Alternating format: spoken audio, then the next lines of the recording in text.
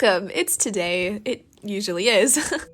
The last couple of weeks have been an adventure, to say the least, so I haven't finished the next theme of the 100 Scene Studies Challenge, which is cottages. So for this video, I will instead be showing you a closer look at the first one from Disney's Sleeping Beauty and sharing the chaos that has been the last 2 weeks of my life. I apologize for any background noise. We're currently demoing parts of our house, so it is what it is. Make sure to subscribe and give this video a like if you enjoy it. The more like buttons we hit, the more iced coffee I can afford. So without further ado, let's get into it. So if you've watched literally any of my recent videos, you know that I've been quite obsessed with the design aesthetic of classic Disney movies lately. The shape language, the graphic elements, the unique textures, they've all really been speaking my love language, and I've been finding ways to study it more throughout the last few themes of my Scene Studies Challenge.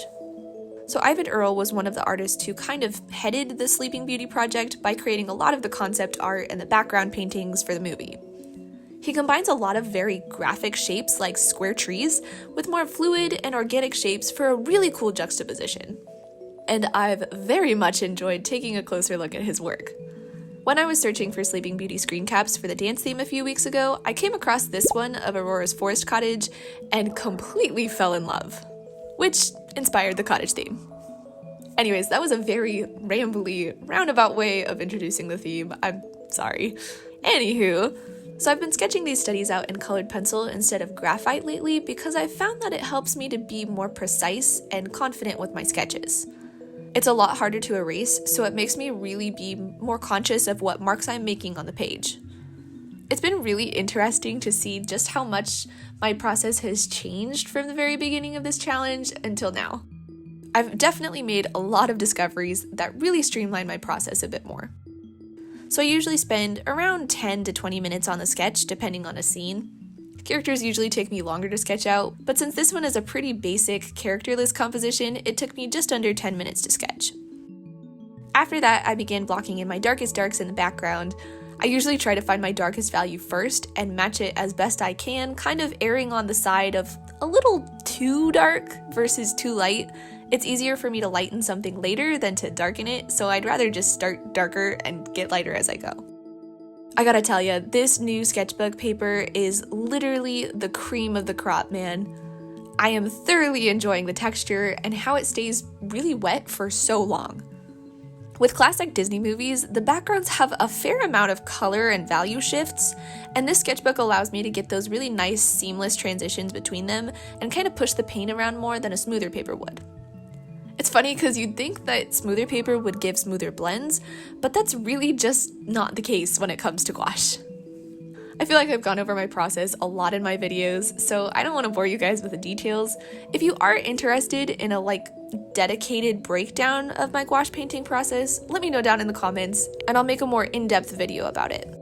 So one of the things I really enjoyed about this scene is the textures in the cliff rock behind the cottage. There's lots of little nooks and crannies that create these kind of lines that lead your eye down to the cottage. I particularly like the ones that kind of repeat themselves a little bit, like where there's an arc and then another arc kind of swoops over the top of it.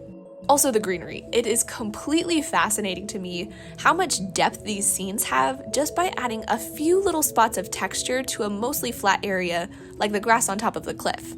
There are several little patches of color, but there aren't a lot of individual leaves and grass blades except for right around the edge. I am very much a nerd if you haven't figured that out already, and I really like researching and studying how artists do things and why they do the things they do. I'm like a knowledge goblin, just hoarding information. Or maybe a knowledge dragon. I don't know, a knowledge dragon sounds kind of cooler than a knowledge goblin. I don't know, now I want to make a little knowledge goblin illustration. No, Allie, don't get sidetracked. You have so many other projects you're supposed to be working on. Anyways, let's talk a little bit about life, shall we? So I mentioned a few weeks ago that I volunteer at a children's camp every summer, which is always super fun. So that was last week, and it was amazing. Basically, you get paired with a little kid, and you're their best friend for the week. You literally do everything together. I got to see some of my littles from previous years and met a few new kids too, which is always really exciting. So, my little this year had a really big fear of heights, and there's this gigantic water slide at camp. I mean, this thing it's big. So, she's terrified of heights, but she desperately wanted to go down the water slide. Now, I don't have a height fear, but I really kind of hate water. I take that back. I enjoy swimming, but I hate to be underneath the water. I have pretty weak lungs already without the option to breathe being taken away, so I avoid getting water in my lungs at all costs. However, I made a very spontaneous and not well thought out promise that if she went down the water slide, I would too. Don't make promises, guys, or if you do, really think them through before you make them, because kids, they do not forget. So needless to say, I went down the water slide, which in and of itself was pretty fun, but the head full of water I received at the end was not.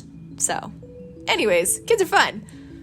And entirely unpredictable, which is nerve-wracking and exciting all at the same time. And the things they say are fantastic. One second they're like, "Wow, you are the coolest person ever. You're my best friend." And then the next words out of their mouth are, "You know, your voice sounds stupid."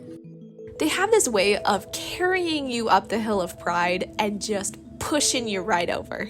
A simultaneous confidence boost and humility moment. Anywho, so I've mentioned before about struggling with chronic illness, which is a topic that I do intend to delve into more in the future, and how that impacts my creative career and whatnot. But anyways, I always plan to be sick when I get home from events like these. It is literally impossible to get enough rest with kids, and my body, it just doesn't really play nice. So I got home from camp and was already starting to feel pretty Bleh. as I do, but that was expected. I had edited most of my video the week before, so all I needed to do was watch it through, make some final adjustments, and schedule it. And thank goodness I sucked it up and got it all done that day, because I woke up the following day quite sick. Like I said, this was very expected, and I didn't really think much about it until later that day when we got a phone call that one of the other volunteers in my cabin had tested positive for COVID, right after she got home. So I took a test, and sure enough, I was positive as well. Unfortunate, but it's a part of life now. Thankfully, it wasn't nearly as bad as the first time I had it, but I definitely felt quite crappy for a few days. But let me tell you, my sketchbook and I, we saw a lot of each other over those few days because I literally could not do anything else. I watched so many movies, filled so many pages of my sketchbook, drank a couple too many cherry vanilla Dr. Peppers. You know, there are worse ways to spend a sick day. I had originally intended to finish the cottage theme when I got home because I only had the 2 studies left, but yeah, that didn't happen. No one wants to sit at a desk for 6 hours when you're sick and, dripping snot all over your painting. Anywho, I'm hoping to finish that theme this week. The other 2 scenes I chose are super cute, and I am so excited to get to them. So I have a question for you guys. Do you prefer videos with more real-time footage like this one, or more of a speed paint type video like the other scene studies videos I've made?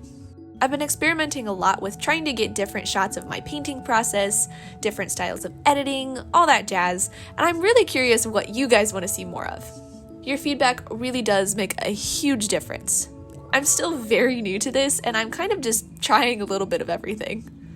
I think that's one of the most nerve-wracking and exhilarating things about starting a YouTube channel, or honestly any kind of independent career in general, because the beginning is really all just about experimenting and trying new things as you go. So anyways, if you have any suggestions or preferences, let me know. I want to make these videos as fun as I possibly can for you. I really enjoy getting to just hang out with you guys each week and, chill, create cool stuff. I definitely had a lot of fun with this painting, but I also definitely struggled a bit with some areas of the cottage and the surrounding elements. There were lots of little subtle shifts in value throughout the thatched roof, and I got a little confused. I don't really paint or draw a lot of buildings, hence making the decision to practice more of them for this theme, so trying to navigate what exactly is going on underneath the roof and how the light would look hitting different parts of it was quite tedious. Not really sure I achieved what I was going for, but I did learn from this experience, and honestly, that's the main goal of this challenge anyways. Now the water wheel, I'm gonna be completely honest, I gave up on that thing so fast. I was winging it the whole time and had absolutely no idea what I was doing. I I definitely would have benefited from sketching the wheel out more thoroughly because there are a lot of overlapping elements in it due to the perspective and position of the wheel in motion, and I did not do a good job of organizing those elements, but it is what it is, So my plans for this week, which I'm hoping are achieved by the time this video comes out, are to finish the last 2 studies of the cottage theme, create this month's coloring page for Patreon, which I'm trying something a little bit different for, so that's exciting, and finishing the current chapter of the anatomy book I'm reading. We just finished going over the bones and muscles of the arms and legs and the feet, and next up is a full figure study, kind of just putting it all together. Wish me luck, guys. I need it. Like I said earlier, we're also working on redoing our bathroom, so I will most likely be covered in paint by the end of the week. But honestly, what else is new?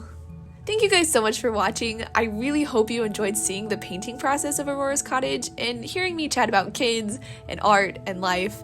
If you enjoyed this video, go watch this one, where I paint the interior set dressing of some of my other favorite cottages. And make sure to like this video too. Like I said, every like button helps me afford more coffee, man. If you're interested in seeing more of, or even owning some of my artwork, check out the links in the video description to my Etsy shop and Patreon. I have a big print sale going on Etsy right now, and you'll also be getting a free sticker with your purchase. Thanks again for watching, and I'll see you next Friday. Bye guys!